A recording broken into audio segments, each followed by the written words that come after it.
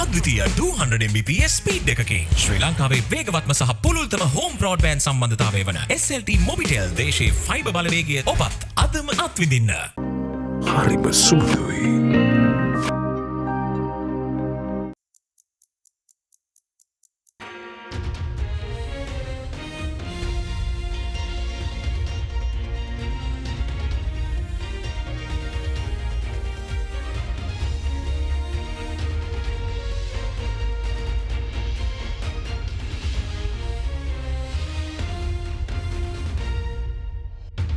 Tonight on First at 9. This Friday, the 19th of May 2023. Commemoration. War heroes who made the supreme sacrifice to protect Sri Lanka. Commemorated in a national ceremony. Baseless. Sri Lanka's foreign ministry rejects Canadian Prime Minister Justin Trudeau's statement of genocide in Sri Lanka. Says claims outrageous. Acceleration. The country's transition program to a digital economy will be accelerated, says President Ranil Wickremesinghe. To the national grid, Unit 1 and 2 of Umaoe hydropower plant to be available for power generation from August, assure Iranian constructors. Alliance Finance මෙතුරු රන්නයි සේවාවෙන් රන් පවුම්කට රුපියල් 1,70,000ක ඉහළ අධිකාරම. ඔබේ විශ්වාසය දිනු සෙන්සුරයින් දැන් ළඟමැති ෆාමසියෙන් ලබාගත හැක. From AdaDerana, this is AdaDerana First at 9 with Indivadi Amuata. Live from Studio 24 in Colombo. And a warm welcome. You're joining us tonight on First at 9, and I take you to your top story making news tonight. The national ceremony to commemorate the 14th year of war victory was held in Battaramulla this evening, with President Ranil Wickremesinghe as Commander-in-Chief gracing the occasion. Tributes were paid to war heroes who made the ultimate sacrifice in the 30-year-long civil war to eradicate terrorism from Sri Lanka. The national ceremony to commemorate the war victory and pay tribute to war heroes in the efforts to liberate the country from the clutches of the LTTE was held at the War Heroes Memorial in Battaramulla under the patronage of President and Commander-in-Chief Ranil Wickremesinghe. 23 ජාතික රණවිරු සැමරුමුලේ ප්‍රධාන ආරාධිත අමුත්තා වන ශ්‍රී ලංකා ප්‍රජාතාන්ත්‍රික සමාජවාදී ජනරජයේ ගරු ජනාධිපති හා සන්නද්ධ සේවා සේනාධිනායක රනිල් වික්‍රමසිංහ මැතිතුමාගේ පැමිණීමයි ඔබ මේ දකින්නේ. The commemoration ceremony was joined by Prime Minister Dinesh Gunawardena, Opposition Leader Sajith Premadasa, Speaker of Parliament Mahindayapa Abewardena, Ministers and Members of Parliament, Triforce commanders and retired senior military officials. Following the President's arrival, the disabled war heroes and relatives of the fallen war heroes and retired war heroes were ceremoniously brought before the war memorial. A 2-minute silence was observed in tribute to the war heroes who paid the supreme sacrifice to protect Sri Lanka.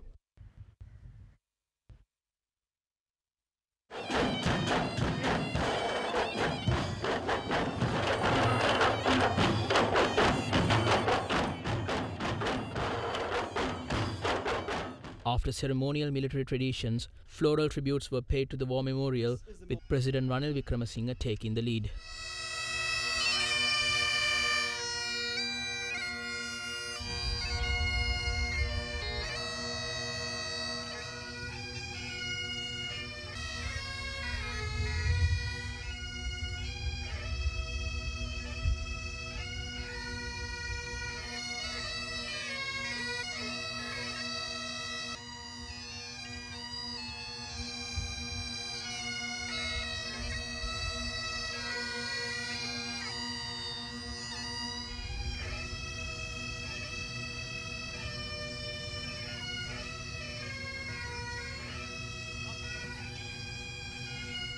Later, relatives of fallen war heroes paid floral tributes at the memorial.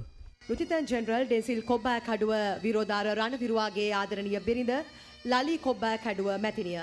Major General Vijay Vimalatna Virodara Ranaviruwage ආදරණීය බිරිඳ මානෙල් Wimalaratne මැතිණිය. Colonel AF Lafir Virodara Ranaviruwage ආදරණීය බිරිඳ Anoma වික්‍රමසූරිය ලෆීර් මැතිණිය. Lieutenant Colonel Lalit Jayasinghe Virodara රණවිරුවාගේ ආදරණීය බිරිඳ Kaushalya Jayasinghe මැතිනිය. Corporal Gamini කුණරත්න විරෝධාර රණවිරුවාගේ ආදරණීය මෑණියන් වන YG Juliet මැතිනිය.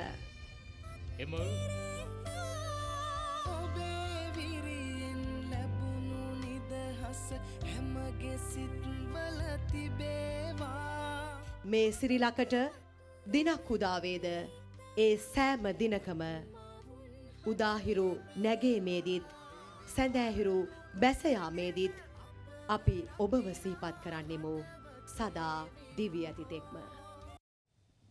President as Commander-in-Chief Ranil Wickremesinghe promoted a total of 402 officers of the Sri Lanka Army in both regular and volunteer forces and 3,348 other rankers to their respective next rank, coincident with the 14th National War Heroes Day.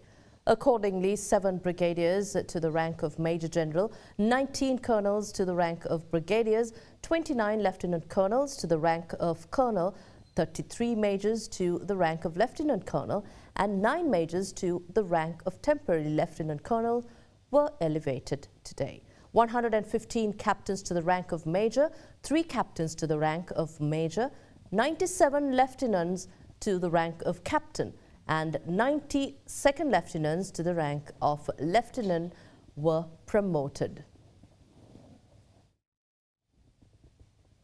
The Sri Lankan Foreign Ministry today rejected genocide claims by Canadian Prime Minister Justin Trudeau yesterday in a statement to commemorate what is referred to as Tamil Genocide Day by the Canadian Parliament. Now, the Sri Lankan Foreign Ministry said the Canadian Premier's statement runs contrary to his stated objective of safeguarding human rights across the world. Issuing a statement yesterday, Canadian Prime Minister Justin Trudeau said the stories of Tamil Canadians affected by the conflict, including many he have met over the years in communities across the country, serve as an enduring reminder that human rights, peace and democracy cannot be taken for granted. He highlighted that as the main reason for the Canadian Parliament to unanimously adopt the motion to make 18th of May as a Tamil Genocide Remembrance Day last year. He said Canada will not stop advocating for the rights of the victims and survivors of this conflict, as well as for all in Sri Lanka who continue to face hardship. Further, he invited all Canadians to recognize the many contributions that Tamil Canadians have made and continue to make to his country, and added that he encourages everyone to learn more about the impact of the armed conflict in Sri Lanka and express solidarity to all those who suffered or lost loved ones. In response, the Ministry of Foreign Affairs rejected the statement that contained outrageous claims of genocide relating to the past conflict in Sri Lanka. Issuing a statement, the ministry said such irresponsible and polarizing pronouncements by the leader of a nation breeds disharmony and hatred both in Canada and Sri Lanka instead of promoting peace and reconciliation. Further, Sri Lanka urges Canada and its leaders to refrain from making pronouncements from Canada which promote hatred, misinformation and extremist views, and to cease its unhelpful focus on Sri Lanka based on distorted facts. The statement added that this runs contrary to the Canadian Prime Minister's stated objective of safeguarding human rights across the world. Further, the statement said that Sri Lanka vehemently rejects this unsubstantiated narrative of genocide which has been deliberately constructed by politically motivated anti-Sri Lanka elements whose so-called recognition in Canada depends on spreading misinformation and a false narrative of hatred. Sri Lanka plans to accelerate the transition to a digital economy with necessary legislation under discussion. President Ranil Wickremesinghe said that he directed authorities, including the subject state minister, to submit a report within 1 month to the program to move the country towards a digital economy. We started e-commerce in this country. It's been slow in picking up. Actually, today morning, the state minister and I and the secretary, together with some of our other officials, were discussing how do we start and accelerate this process of digitalization and make way then for a digital economy. I said, give me a report in a month's time and we'll go ahead.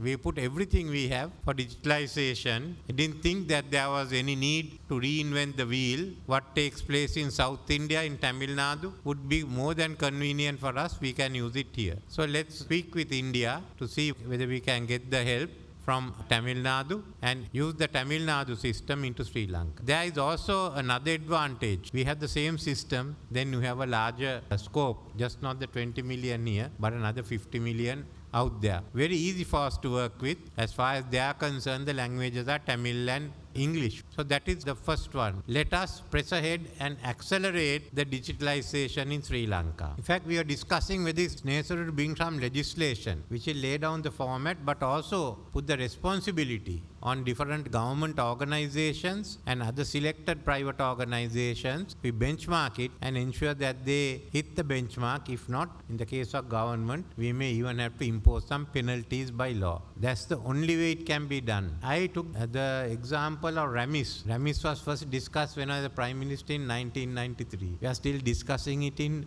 2023. So you can just imagine how long it has taken us to get this going. I want it and the Parliament wants it moving before end of the year. Then from there, let us move on to the digital economy. The faster we get, there the better it is. We want to run parallel. One, the digital economy, other the green economy. We put this together and go ahead. They say that the green economy business in Asia is worth $5 trillion. Now we don't want $5 trillion. If we can even settle at a few billion, that's more than enough. So this is what we have. Let us now go ahead and go in for the complete digital age. Let's not hold back.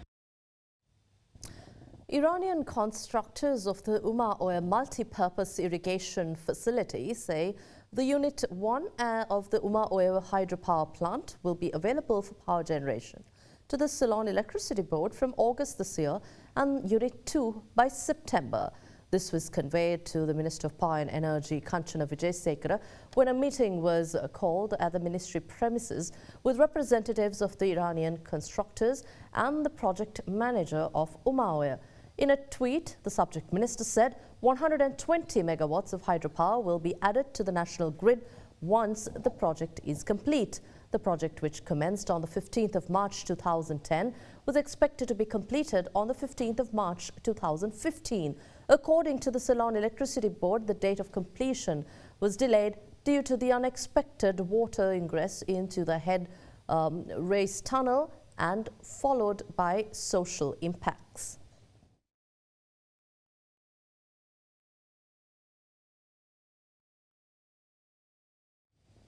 Also in your news tonight, a request has been made from the Colombo Magistrates Court to issue an order to exhume the body of the late businessman Dinesh Shafter, whose death remains a mystery. A 5-member committee of judicial and forensic experts requested the Colombo Additional Magistrates Rajendra Jayasuriya to issue the court order to conduct a new post-mortem to ascertain whether Shafter's death was a suicide or a homicide. In a written request to the court, a 5-member committee of judicial and forensic medical experts appointed to uncover the motive behind the murder of prominent businessman Dinesh Shafter requested the Colombo Magistrate Court to issue an order allowing the exhumation of the body of the deceased. The committee states it remains necessary to exhume the body of Shafter to ascertain the cause of death. Accordingly, Colombo Additional Magistrate Rajendra Jayasuriya decided the Criminal Investigation Department should be informed in this regard. Thereby, the case will be taken up for hearing on the 25th of this month, during which an order will be given. On the 15th of December last year, 52-year-old Dinesh Shafter was found tied up in his car at the General Cemetery in Borella. The prominent businessman died later that night while receiving treatment at the intensive care unit of the National Hospital in Colombo. The initial post-mortem report concluded that the death was caused by strangulation. However, on the 9th of February, court was informed that his death was caused as a result of cyanide ingestion. The post-mortem examination report also concluded that strangulation injuries caused to Shafter had not been fatal. Accordingly, on the 27th of February, Colombo Additional Magistrate Rajendra Jayasuriya appointed a 5-member committee of judicial and forensic medical experts to compile a report on Shafter's death and probe the matter after contradictions in the post-mortem reports. The committee was chaired by Senior Lecturer of the Department of Forensic and Medicine Toxicology of the University of Colombo, Dr. Asela Mendes. The Kiribathgura police arrested 8 student activists, including its convener, Vasantha Mudalige, during a protest held by the Inter-University Students' Federation adjacent the Kelaniya University last night. They were later produced before the Mahara Magistrates Court this afternoon. The Inter-University Students' Federation staged a protest adjacent to Kelaniya University last evening, demanding the release of student activists of the Kelaniya University.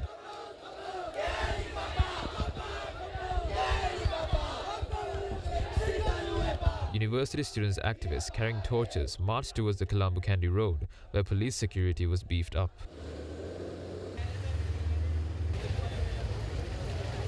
A tense situation arose between police and the protesters when the university students tried to enter the Candy Colombo main road.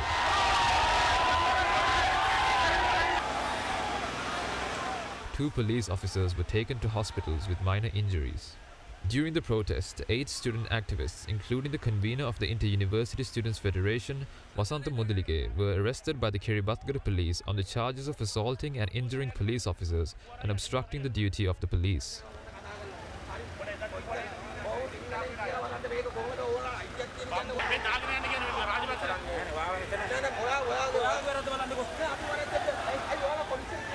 The Kiribathgada police handed over the 8 arrested student activists to the Ragama police for further investigation. Later this afternoon, they were produced before the Mahara Magistrates Court. Well, government in efforts to pass down the rupee appreciation benefits to the people. Details coming up after this break.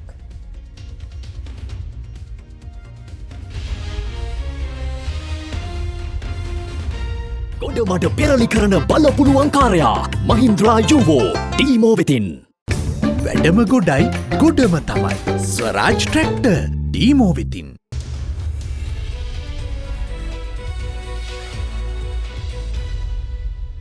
Welcome back to the news. Government says efforts are underway to seek ways in which government can intervene to facilitate price reductions in consumer goods and services as a benefit of the rupee appreciation. Speaking to reporters in Ruanvela today, the State Minister of Finance said the Department of Trade and Investment Policies of the ministry is currently carrying out research in this regard.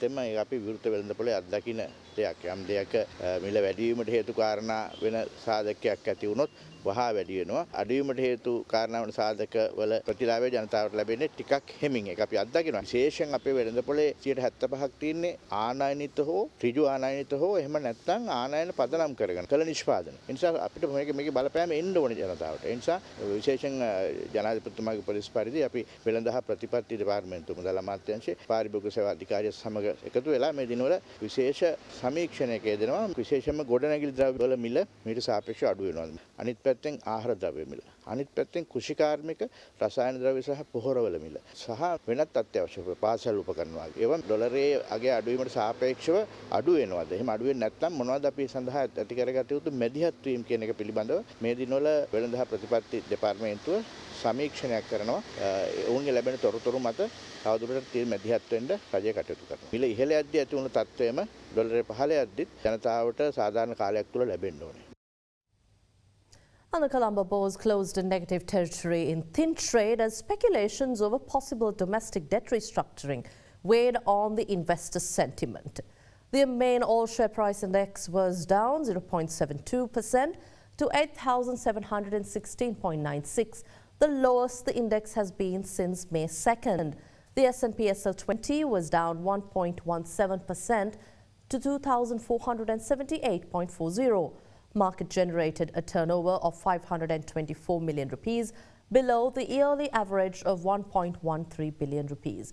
The main contributors to turnover were the food, beverage and tobacco industry with 130 million rupees. The capital goods sector contributed 112 million rupees and the banking sector contributed 101 million to the accumulated turnover. Foreign investors were net sellers, offloading stocks worth 34.9 million rupees, while domestic investors were net buyers, purchasing shares worth 515.5 million rupees during today's market session. Here's a look at how the Sri Lankan rupee traded against other major currencies during the day.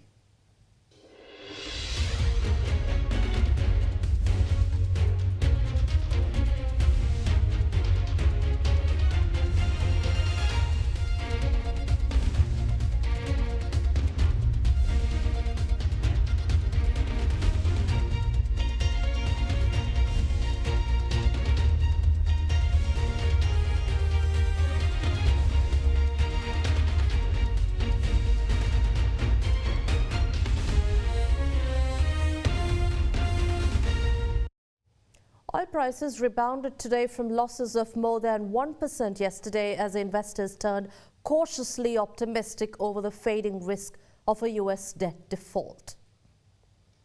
Brent futures rose 73 cents or 1% to $76.59 a barrel, while US West Texas Intermediate crude climbed 62 cents or 0.9% to $72.48. Earlier this week, US President Joe Biden and Speaker of the House of Representatives Kevin McCarthy reiterated their aim to strike a deal to raise the $31.4 trillion federal debt ceiling, agreeing to talk as soon as Sunday.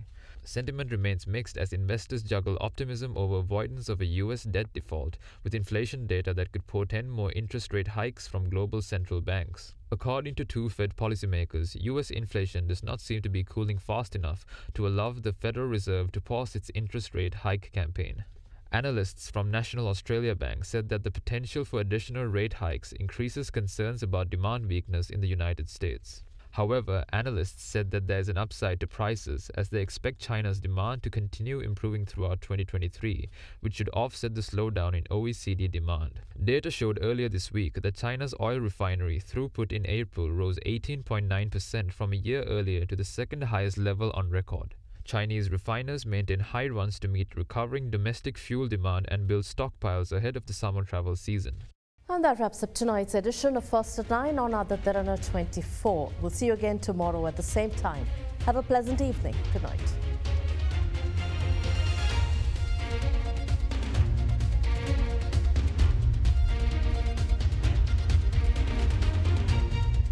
For news and information you can trust 24 hours a day, visit AdaDerana.lk.